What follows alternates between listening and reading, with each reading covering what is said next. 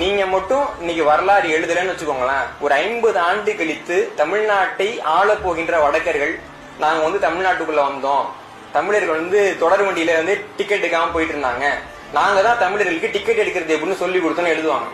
நீங்க நம்ம பாக்குறோம் இல்லீங்களா, யார் தேவதாசின்ற முறையை கொண்டு வந்தார்களோ, யார் பிரம்மதேய பட்டயம் என்ற முறையை தமிழ்நாட்டுக்கு கொண்டு வந்தார்களோ, யார் பிராமண ஆதரவு போக்கை தமிழ்நாட்டுக்கு கொண்டு வந்தார்களோ, யார் தீண்டாமையை தமிழ்நாட்டுக்கு கொண்டு வந்தார்களோ, அவர்கள் இதெல்லாம் தமிழ்நாட்டில் இருந்தது, நாங்க தான் உழைச்சோம், நாங்க தான் பகுத்தறிவாளர்கள் என்று இன்றைக்கு பேசிக் கொண்டிருக்கிறார்கள். தமிழர்கள் தங்கள் நியாயத்தை பேசாமல் இருந்த காரணத்தினால், தமிழர்களின் நியாயம் என்ன என்பது வெளி உலகுக்கு தெரியாமல் இருந்த காரணத்தினால் தான் இலங்கையிலே நாம் மாபெரும் இன அழிப்பை சந்தித்தோம்.